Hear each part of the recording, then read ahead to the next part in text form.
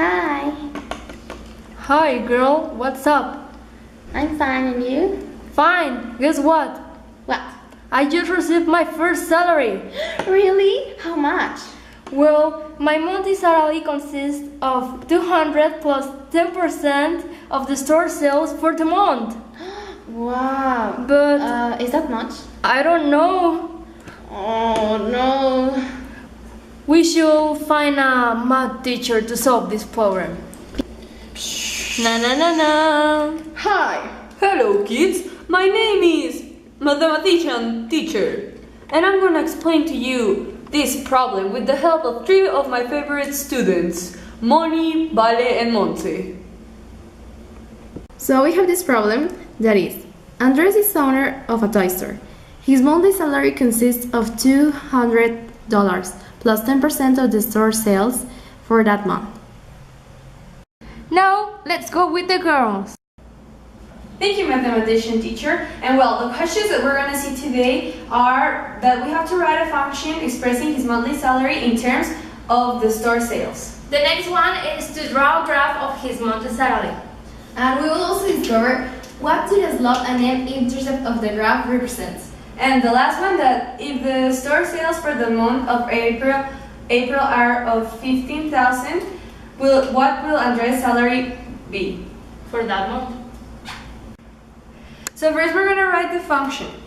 So our standard form is y equals to mx plus b. First we have to define the values. M is equal to the monthly salary and S is equal to the store sales for that month. So we will start like this.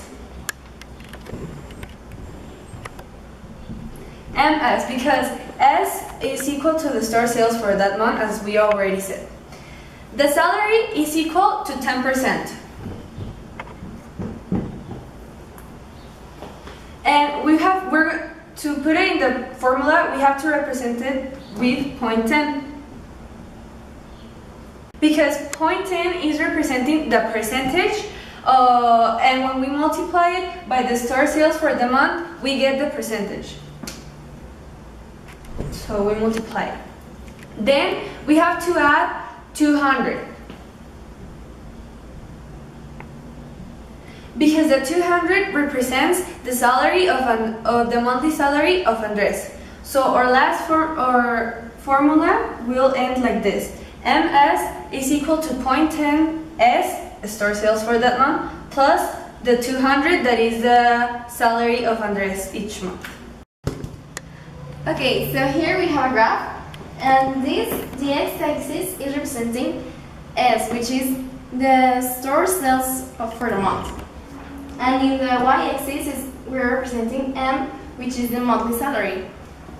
This is our function, which is 1 over 10 of S, which is the same thing as 0.10 of S, plus 200. This 200 was the base salary of Andres. And we're going to tabulate some values, but we can also graph it in GeoGebra, but we're going to tabulate.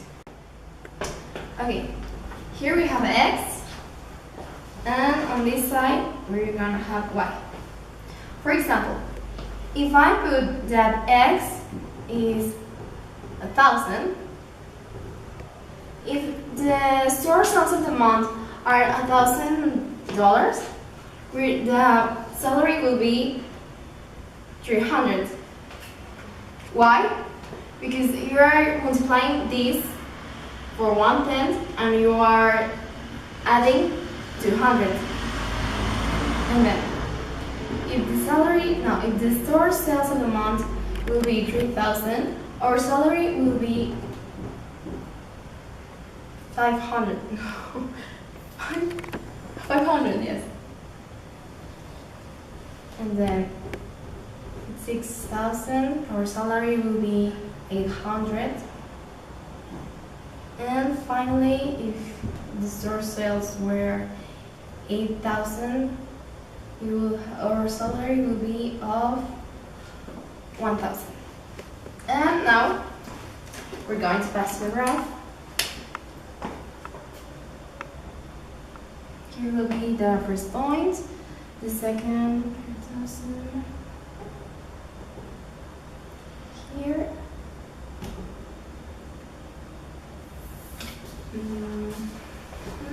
Here.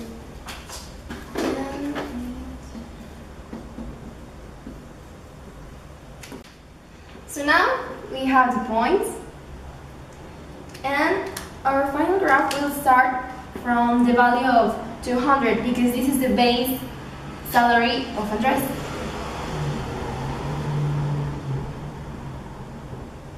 And well, as you can see, our graph is increasing because if the sale stores is more, the salary will also be more. This is the GeoGebra form. Now the third question. What does the slope and m-intercept represent in the graph?